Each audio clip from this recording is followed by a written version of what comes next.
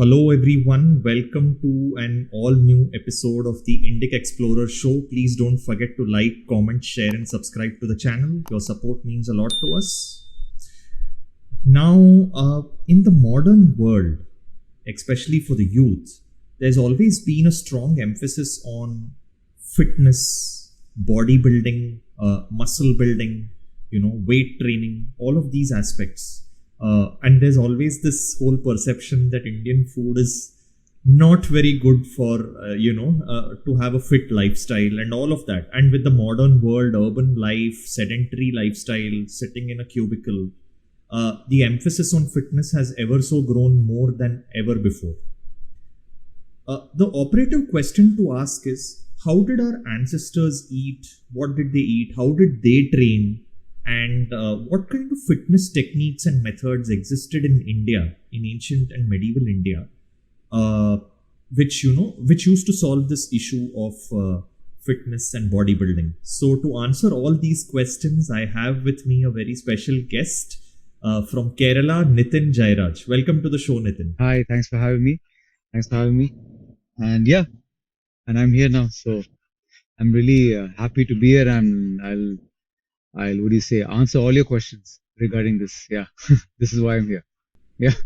So, Nithin, you are a traditional tools workout trainer. So it's a very unconventional choice for anyone to pursue. So how did your journey with this actually start? Oh, it's like I told to many of my viewers and to many other people who have been in the interview for these podcasts. I started this because of injuries. I started off with bodybuilding at the age of 16. Got into it because you grew up by looking at all your actors, Hollywood actors, Arnold and Sylvester Stallone from these movies, Terminator, Rambo, and you really get, as a young, as in your teens, when you look at these actors, you really want to, you don't know how to get there, but then you think it's only bodybuilding. So you get into bodybuilding. So I started with bodybuilding, lifting weights. Body was good, got very jacked, very muscular and everything. Then slowly I started getting very rigid, very stiff, And then I was based in Dubai, in UAE. And back in the day, I did all my schooling there. So there's a lot of gyms there, a lot of, nice multi-gyms and everything, a lot of good equipments. So doing university there as well. So I used to come back to Kerala for vacation, my yearly vacation. And I used to see, and it's this place where I am right now. So this is the roots. So I used to see my workers, like the people who climb the trees, the farmers. Okay, they were muscular, but they didn't have the gains like a bodybuilder. But if you look at functionality, what they can do with that body was so much more than what I could do with mine when we just looks. So these things got me thinking. Secondly, then I slowly got into CrossFit because I felt very stiff with and very useless as a functionality wise. With body, I felt very useless. Okay, it's just purely show. That's what I felt. Then I went to CrossFit. CrossFit, yes, got me really good, functionality wise. Yeah, I did a lot more of this thing. But then a lot of injuries were happening as well. So then I thought to myself, as you get older, you get wiser and through experience, right? Then you're thinking to yourself, talking to yourself, saying, I'm going to get fit, but I'm actually fit. I'm getting injured. I'm going to a place to get fit and I'm getting injured. What's the point? And then that's when watching these Bollywood movies, I would still say Sonu Sood in Dabangg, the movie. I don't know if he still does it, but in that, he's the villain, but he was using this. That got me this thing like, wow, let me try this. And at that time, I tried it, not really because I couldn't get hold of a Muggar. So being in CrossFit and stuff, you have your sledgehammer. So that's when I started trying to, swinging and slamming the tire, trying to get into a flow rhythm. And this you're talking about when I was 21, 22 at that age. So kept going, but it was never like only that. It was mixed with other fitness activities and workouts. And then kept going, and being in a city life, being in this thing, it was like I felt it was a big rat race. So there's not much mental health is not so great. It's all about just making money. Then it's all, fitness was there, but it was just for, I felt it was more to show others. It wasn't for yourself, you know, when you receive. Then yeah, so 2019 I left and I came here and I thought I learned on myself as a practitioner, but I didn't know how to teach. So came here in 2019, COVID happened, lockdown happened. That was a blessing in disguise because I learned how to teach during that time. And then I started teaching with one client, two clients online. And yeah, and now, and I learned how to teach through this online app called Udemy. And yeah, and the reason why I wanted to teach was because it gave me a lot of benefit for my joints. So I'm self-experimental. I taught myself and I wanted to show the benefits to others, and that's how this journey started. Yeah, and now I think about mind wellness and health. You know what I mean? So that is very important. Yeah. So looks is just not. Interesting thing that Yeah. you Yeah. interesting thing that you mentioned online teaching, because physical fitness, one would perceive is you would actually require, especially those who are starting out, you Yeah. would actually require a physical trainer like to be Correct. present around them, because That's it. someone who's somewhere in at an intermediate level, Yeah. they can still manage with less intervention, but someone who's starting out, and I'm True. assuming most of your students would be people who So haven't just had yeah. much experience, Yeah. right? Yeah. So how do you handle that? So this is when situation? you know how you use at the right time, right place at the right time. COVID made everyone work from home through online. So people were very experimental to try it online because people were home. They had nothing to do. So there were more people to do it online. They were at so many clients who wanted to try it online because they were stuck at home. So timing, that timing brought that a lot of change. So that's why I said COVID was a blessing in disguise when it came to these kind of things. Yeah. So yeah, that is the only way. And people were willing to try it during that time because they were doing nothing at home. Yeah. So that Right. really. And then you're saying it sustained after COVID also, Also because you COVID, already had. yes. So I had the regular clients who kept coming and I had new clients because the regular clients, it gave them a lot of benefits. Yeah. And they, through word of mouth and through social media, people, that's why I keep posting it, trying to inspire people, trying to motivate people. And then they come, they get very curious and they want to try. So, yeah. So for me, selling the tool was not the thing. For me, selling the tool was the opening to teach.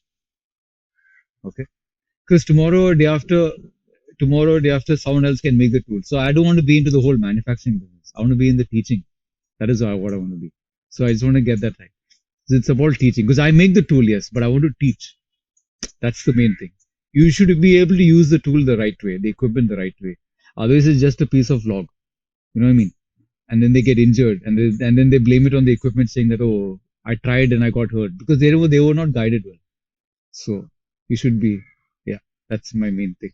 But talking about social media, you're fairly active on Instagram as Very a shredded active. farmer. Yeah, very active. And yeah, so I want to understand, how did this whole shredded farmer thing come about, and how is that linked with bodybuilding? So this area where I'm living, I'm like the eighth generation here. So our ancestors have always been farmers. So hence the farmer name came, and I'm more always here now in the nature and with the workers over here, and that's one thing. Secondly, the shredded part, because everyone said, man, I really look shredded. So I thought, let me just make that name, and yeah, so that's how it came to this name, the shredded farmer. So that's one of the reasons. Do you Easily. think like regular people, like farmers, they might not be actually going and training in terms of looking at it from the fitness point of view? No, they are doing it But as their bread and butter. generally, Yeah. correct. But there, how like the farmers who live in and around you, how do you see them in terms of fitness versus people who are actually doing the training? How do you compare? Like Oh, it's, generally, what do you see? see, those people, they are doing movements. So I'll tell you like just the anatomy of this thing. I will tell you.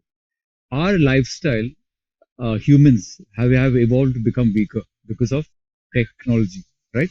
It has made us weaker because of technology has made everything easier. So our labor lifestyle will become much lower. Labor intensive lifestyle is gone. You know, people are not walking. People are on the cars. Even cycles also now become electric cycles now. You know what I mean? So what I'm trying to say is that's one. Secondly, people used to walk a lot. That is stopped. Now people is taking as a walking is a workout. Before walking was a normal thing. Yeah, from A to B. They used to walk, and now there's a car or a bus or your local, your public transport. So for the people who over here, farmer, their lifestyle is labor-intensive lifestyle. So it is a workout. Okay, but people who have a corporate job or who are more into tech and this, they don't have a labor-intensive lifestyle. They use a workout as a schedule.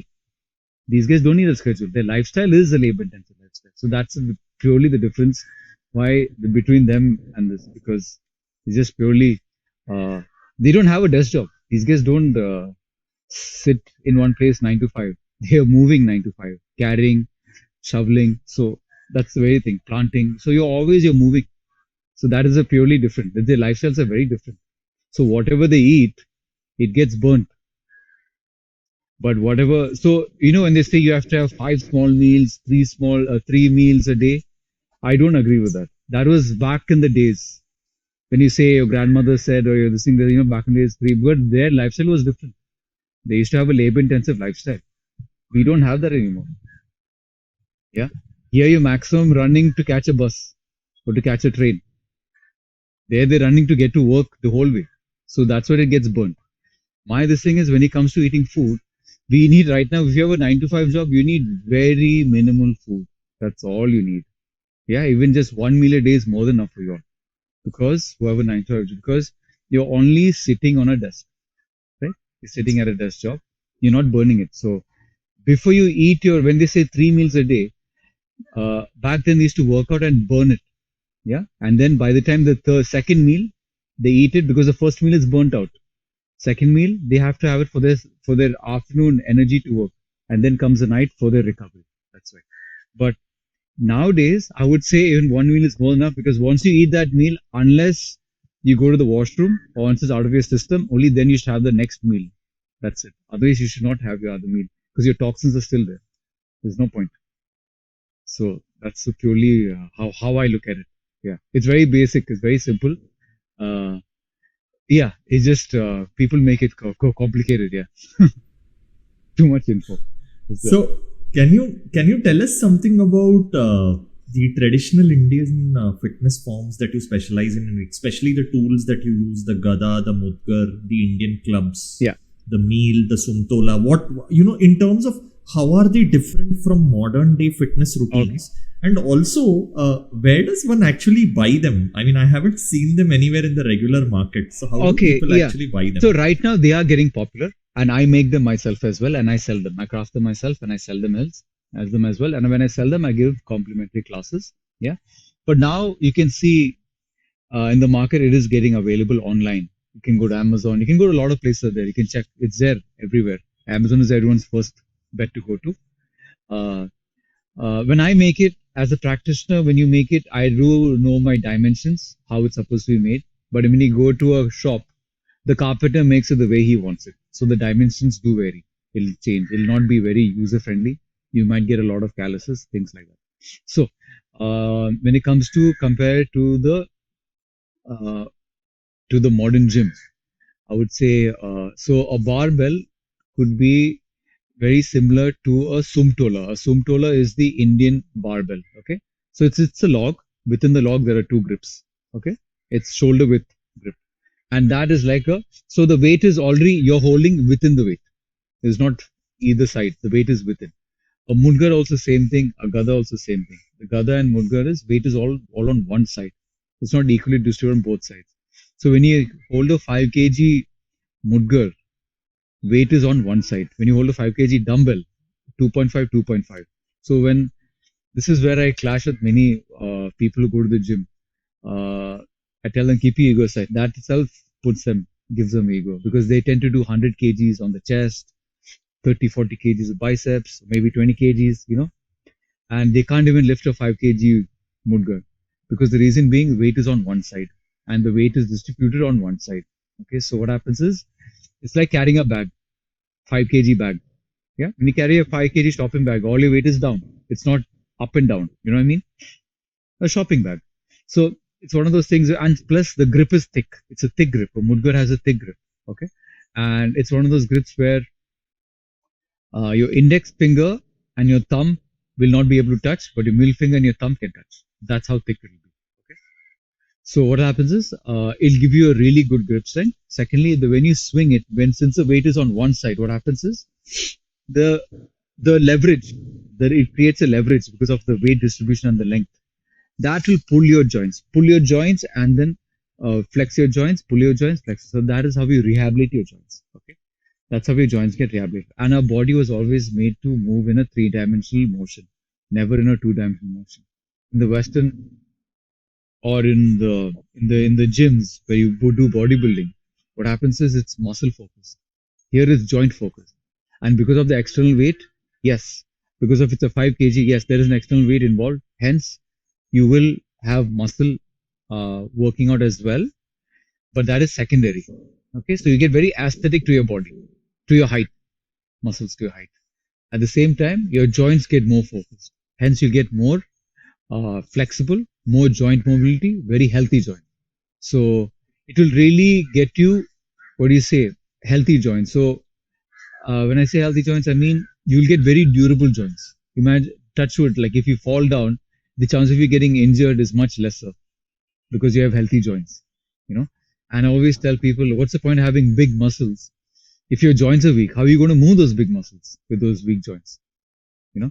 So joint health is very important. When I say joint health, it's three things. No, the things involved in a joint health is basically mobility, yeah, your flexibility, mobility, and your durability of your joints. Okay, you should not dislocate that easily. You know what I mean? Yeah, should not dislocate that easily. Okay, because that's if you have poor joint health, it will dislocate easily.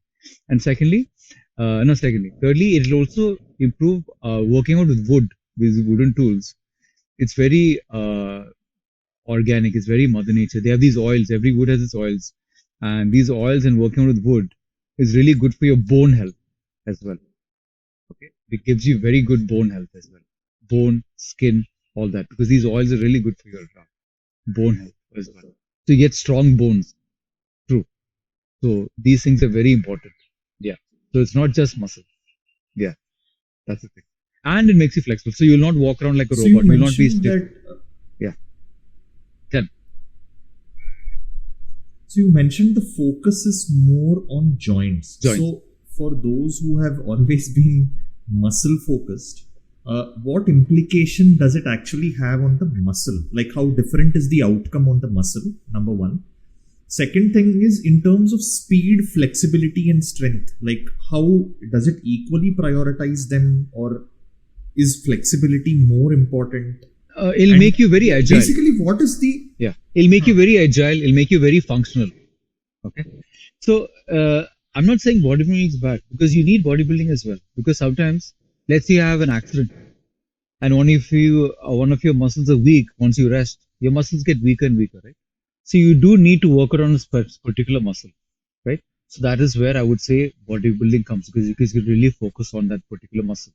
In this, the motion is three dimensions. So it's a compound workout. It's not focusing only on one particular muscle. It works out a lot of group of muscles. Okay. So that's where I'm saying. So both complement each other. This is why I said use both always. But I left bodybuilding because everyone has different goals and targets. For me, my goal is to basically just be fit and healthy, be very agile. I want to move around. My lifestyle is to basically move around everywhere, feeling very light. Okay, so that's why. So when I say if I lift weights, no, but I would lift my own body weight. So I would do a lot of calisthenics, like pull-ups, push-ups, dips with my own body weight. That I feel I need that because I should be able to carry my own body weight. That's all I need. That is my goal. So it depends on what's the person's target and goal. That's very important. Yeah. So you can't like this. You can't train like a cricketer and try and expect to be a good football player. You know what I mean? That's it. So it's very simple. Yeah. That's the whole sentence. So, how do you think traditional Indian fitness forms can benefit modern fitness enthusiasts? In the sense, uh, how do you think they can incorporate it into their routines? Do you suggest that they give up? Like you mentioned, bodybuilding is also important. So I'm assuming you're saying you shouldn't give it up. Don't but give you're up. saying add this also. Add this, you so can how do it. how should that work? Okay, so our workouts in the traditional workouts is more about joints and getting stretched. So how it is basically, let's say when you go to the modern gym, what they do is before they work out, they have to stretch, they have to warm up, right? This can be used as a warm up because this is a very stretched and push and pull on the body, on your joints. So it can be a pre-workout and a post-workout as well, both. You know what I mean? And the moment you increase reps, it becomes a workout as well. So you can add this before and after your bodybuilding. This is the ideal way, I feel, from my this thing. It really works well. So when I do calisthenics, I do my traditional workouts first, then calisthenics, and then I do again my traditional workouts again. So I get this thing because calisthenics works on muscle again. It's not on joints because it's the push and pull effect. But here it's a push, swing, pull. That's the thing. So that swing part pulls and pushes your joints, pulls and flexes your joints. Basically. That's the reason. Yeah. So you were mentioning you do these online classes, right? So I wanted to know, how do you design, because you would have different kinds Yeah. of people coming to you. Some people who are at a more evolved stage, some who are just starting out. Correct. So how do you design a fitness routine? Like, what are the factors you consider? So first of all, when someone joins me, I would do only one session a week for them. So let's say they buy a tool from me, they get 8 complimentary classes. And that means 8 complimentary classes means it's a 8-week session. Yeah. One session a week. And I've made a syllabus where your body will really adapt, where the first session I'll teach them a basic variation where your body will adapt. So they'll have to practice this until the next session, which is next week, same time. So let's say today you join today at today's what? A Sunday at 11 a.m. you joined. Next Sunday 11 a.m. you'll have to practice what I've taught you, so that your body will adapt. Okay, and we can learn a new variation. Without this first variations practice, you cannot go to the next variations practice. Yeah, because you need to build a little bit strength, and body has to adapt to really get mobile. Only then you can do the next one. So I've really created a syllabus so that anyone can join. Anyone, ladies, gents, people who don't have any background in fitness, who have never joined the gym, nothing. We can all join. I made it very easy for them. Yeah, that's the thing. So like I said, I'm more into teaching, so I really like that part, to teach the people. Yeah. So I made The a syllabus. aspect that I really like about your business is that once you have actually linked the selling of those fitness tools, and then you're giving an end-to-end kind of service. Like you're giving a flavor. Yeah. Ki, okay, these are the tools you use, and let me tell you how to use them. Correct. Right. So Yeah. that. Yeah. I think that's a very good strategy. Like generally, like Exactly. Otherwise, it's like giving a pen to a monkey. How will you do not use it, and you get injured, and then they blame the tool. So there's no point. They blame the but practice. after those 8 classes, Yeah. if they want to delve deeper, what do yeah, they do? Because these are complementary. they can always renew their classes. They can always renew their sessions. You can always buy new equipments, and again you'll get complimentary. So, but what I'm trying to say is, within these 8 sessions, after they know the basics, the do's and don'ts, yeah, and they can always watch my videos and try everything new also, because they already know what not to do and how to do it with the basics. It's like teaching you the alphabets, and then after you will know how to learn how to make a sentence, a word in a sentence. It's like that, basically. Yeah. So once you know the basics, you can keep trying anything you want by yourself. Yeah. Okay, but from a revenue point of view, it's around equipments only. You don't charge for the classes. No, that is only for the starting. Then people only come for classes. So revenue-wise, it's classes. So like I said, the equipment gave me the opening to teach. So once I get to teach, then that is the main thing. So I also promote people who have their own tools. They want to try it. They can join classes, just the sessions. Yeah. So that also is. Right. Yeah. And you're a strong advocate of very wholesome foods, and someone who doesn't like dietary supplements. So I want your philosophy in when it comes to nutrition. Yeah. And how do you think that complements your training methods? So what I do is basically, I believe in there's a seasonal fruits and vegetables, right? In every area, in every country, every region. So try eat that what's around you. Don't go try and eating broccoli or this when it's not available in your place. You make it so complicated for yourself. Okay, now seasonal fruits and vegetables in every region or part of the world. There's a reason why you have to eat that particular food in that area, why it's growing there. It's because that fruit or vegetable will actually let you adapt to that weather. Yeah, that is one thing. Okay. So what I'm saying is now I'm in Kerala. I will not suggest my food habits for someone else. The only reason is they tend to only follow the food habits and not work out. That is one thing. Secondly, yeah. Secondly, but actually that's not the main thing. One of the main thing is that now if I eat jackfruit something is gross. If people think, oh, he's eating jackfruit, that's why he's so this thing, let me also eat jackfruit. But if it's not available in your place, don't eat it. If it doesn't, you don't have to eat that because you're just making it more complicated for yourself. Your diet just gets more complicated.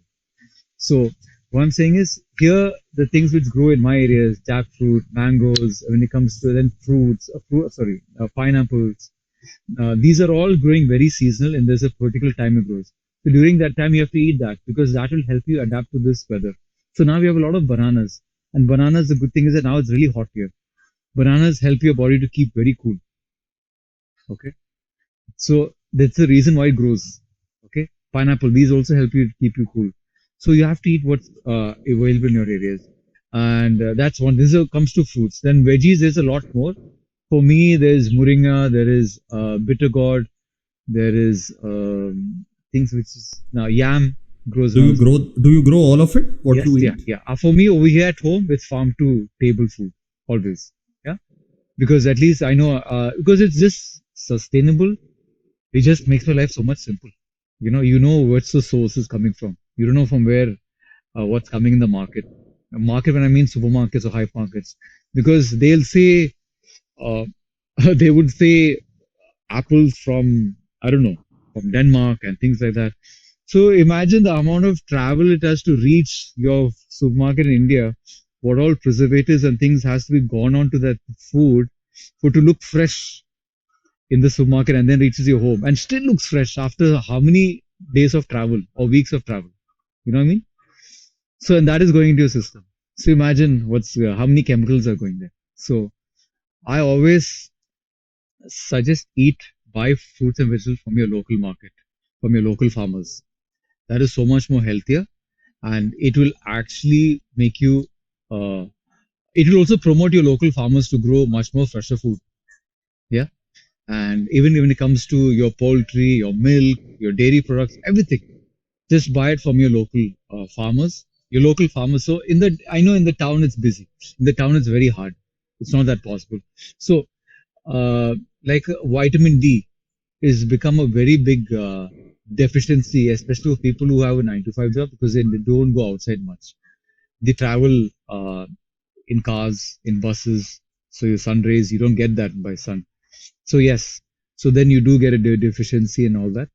But uh, I would say use a supplement only because the deficiency is reached to a level where you need that now. You know what I mean? But once it's become normal, stabilized, then try and make it natural. Yeah. So otherwise, I suggest, and when you say supplements, uh, I wouldn't say a person like, let's say, an athlete, he needs supplements because he really is working hard. His job is morning till evening. He works out, he burns, he needs those supplements and those calories. I think because he's winning for that cup, who is winning for that national team. So these are the people who really need it.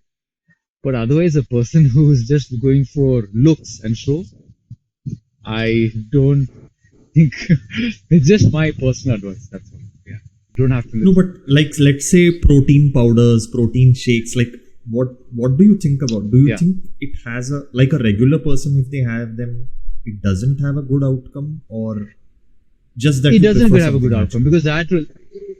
I prefer something natural because then what happens is I've seen the youth. I'm talking about the youth now. Yeah, the youth who are in the college and this, they follow the supplements thinking that this is what they tend to overdo it sometimes. Yeah. And then you don't eat because these things really bloat your stomach. It really fills up your gut. You end up not getting a good gut health. It really fills you up. So I would say your body was meant to take food. It can digest food better than the powders and chemicals because that is only chemical. But the other one, a food, let's say, let's say lamb, okay, let's say lamb, or let's say mutton, or let's say your chicken.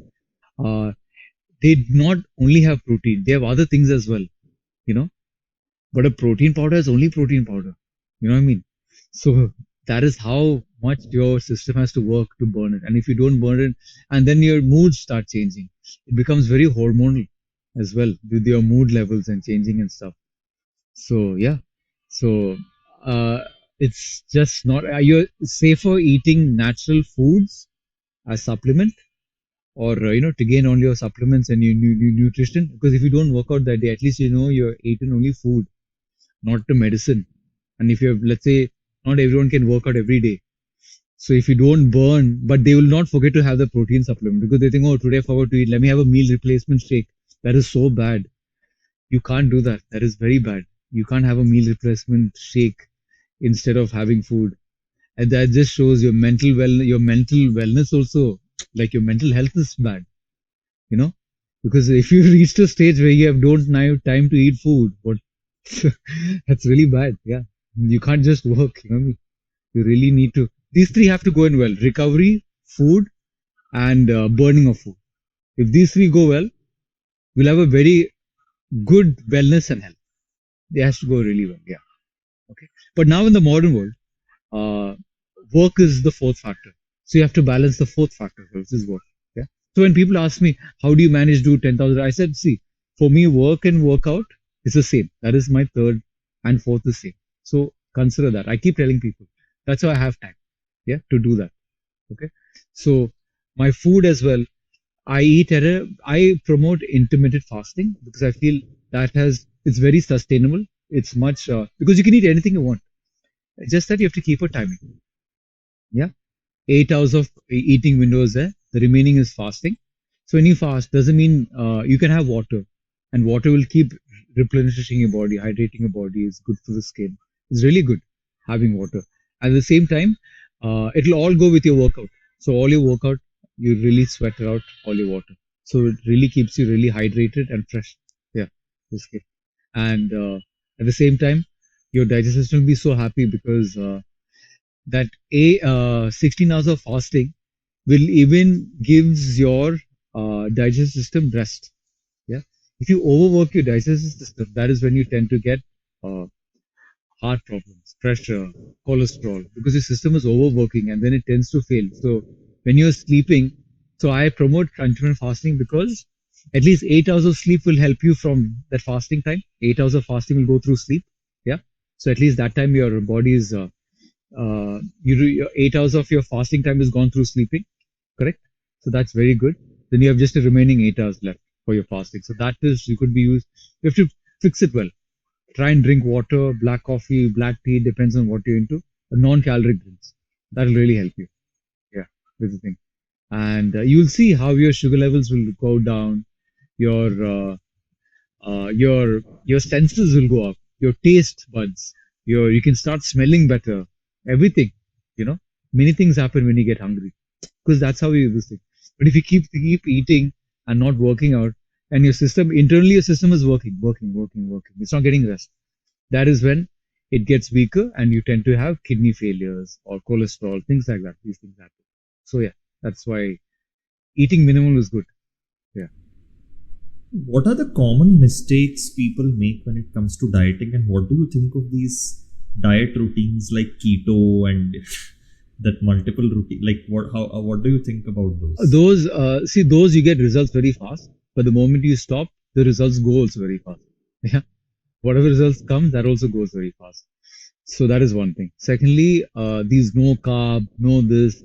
See, diet is suggested. I would say it's only recommended for people who have already gone bad. Meaning, now you're a sugar patient, a diabetic patient, or you have high cholesterol because you have already reached a level of now you have reached a level of you have to meet a doctor and change it. So then that person will have to go on a diet. Okay. But otherwise, if you're a completely normal person, if you've done a blood test, everything is on good level, stick to a good workout. And intermittent fasting is my thing because that is very sustainable. Don't. give yourself cravings. The moment you open, then having a cheat day. These things, it's not. No, no. We are human beings. We're meant to eat. We're meant to work out. And we're meant to, sleep well. Yeah. So don't give your body these shocks with fasting. No. Yeah. Just really And bad. you lead quite a disciplined lifestyle, right? You sleep by what, 8:30 Yeah, and eight wake up by thirty. Yeah, 4? yeah, 8:30. I wake up by 4:30. I'm really up out of my bed, and then I do a really cold shower, very cold shower. I have a proper ice bucket and everything. So I do get a nice ice from the factory. They come and drop it every night, and I really get a nice good ice. And then I start my calisthenics at 5 a.m. And then I start by sessions start by 7 a.m. So by 8:30 I'm really out. By 8:30 I'm in bed and watching some TV and I'll just pass out. Yeah, and I keep my TV on a timer so it goes off as well because I really pass out. Yeah, Wow. yeah, yeah. But yeah, like I I mean, chose it's this quite lifestyle. a discipline. Yeah, I chose I, this I lifestyle. actually wonder if you, I actually wonder, like, do you have a, like, talking about cheat days, when was the last time you ate a junk? I don't have any cravings because I eat everything. I really eat everything. Oh, So there so is you've no. had fast food, all of Yeah, that. yeah, yeah. I eat. You If you eat. see, I eat. So when you keep having fast food, your body also doesn't want it every day, right? Yeah. So for me, there is no cheat day. If you want to eat something, I do eat it. I plan my. Let's say now my fasting opens like my break fast. It'll open at from 1 p.m. So today, if I feel like having a burger, I will go have a burger. It's fine. And I'll. One thing I make sure is my last meal is 4 hours before I sleep. 4 hours before you sleep. Because if you don't sleep, yeah, 4 hours before you sleep. Because you at least get your system to work on your whatever you ate in those 4 hours. So when you sleep, even your digestive system wants to sleep as well. Yeah, and you get a better sleep when your system is already digested the food. Because when you eat straight after your food, your body gets very hot. You start rumbling, you start getting gassy, and you won't get a good sleep. Yeah. So a digested stomach or gut will sleep better than a full stomach. Yeah. Because they're also resting as well. So when you sleep, even your whole body is sleeping, your organs are sleeping as well. So you have to keep that in mind. So let it. So my last meal would be around 6 p.m. So if I answer 6 p.m. by 8:30, 9 o'clock I'll be sleeping. So 3 to 4 hours I do get for my body losing, and then it automatically does sleep off. Yeah, it gets rest. So that's very important. Yeah, Right. yeah. And the dinner, the 6 o'clock food meal is probably light, or is it also heavy? It depends. It depends on the day. It depends. So sometimes if I go meet my friends or something or relatives, yes, they'll feed me. So there'll be something heavy. But I make sure I tell them. I tell them I'm very clear with my because it's my body. I tell them if I can't, I can't. So I tell them if you're gonna call me for dinner, I eat at this time. Otherwise, I'll not come. I don't offer. I tell them, yeah, because I'm the one who has to suffer, not them. You know exactly. Yeah. So yeah, I'm very strict when it comes to my health. Yeah. Okay. Can you tell us anything about your upcoming projects in terms of what you're like if you're doing anything to Oh, promote there is. outside of your regular clients to promote traditional Yes, Indian there will come. fitness? This is that I'm not saying anything now because it is on the works now. I will really launch it properly, and it is coming this year. It will come. Yeah, by third or fourth quarter, it will come. Everyone will know it's coming. So I'm really working hard for it, and I'm really busy for that. That's why when you're trying to get a schedule. So my work timing. So my client sessions are from 7 a.m. to 1 p.m. and from 2 to 6, I just work on what I'm working on, my future project, and you'll see it'll come up this thing. So I'm just keeping it laying low. Let uh, people will see it when they have to see it. Yeah, that's it. Yeah, Nice, that's yeah, interesting. yeah, yeah. What do you see as a future for, like, Indian traditional fitness forms in the mainstream fitness industry? What future do you see? Oh, it has a lot. So I'm really trying to catch the youth. Like whoever's got into this sleep, but I'm trying to really promote the youth and really catch the youth. So that's why I really work out a lot. Don't have supplements and tell them eat everything, play sports, keep your body moving. And it has a lot of things, even for the sports like cricket, tennis. I've made you'll see in the thing, you'll see syllabus. I'm already working with cricket players with the youth, not with national players. I'm working with the youth who are under 19, under this thing. I'm making a syllabus and working with them as well. very closely with them. So it will really improve their game. And catching, I think, like how they say the youth is the future, right? So I'm catching them. That is the thing. Like catching a already someone who's already made it. There's no point. They don't have time for us. Yeah, they don't have time for us. Catch the young youth who's into sports. It'll really improve this thing, and it'll really benefit them as well. So this is what I'm doing. Yeah. That's it. Finally, what message do you, like, talking about the youth, what message do you have for those who are interested in exploring these forms Mhm. and integrating it into their lives? What would you I would tell say them? start with a good teacher. There's so much there out there in social media. You can always find everyone. Start with a good teacher. Like try it yourself, but don't blame the equipment that you got injured because you tried it by yourself. Try it try it with some guidance because the equipment should not be blamed.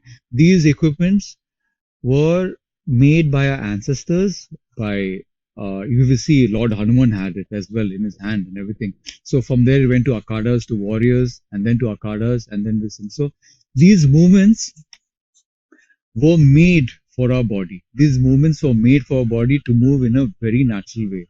So when people ask me, do you take rest days? I don't have rest days. The reason being these movements were made, our bodies were meant to move.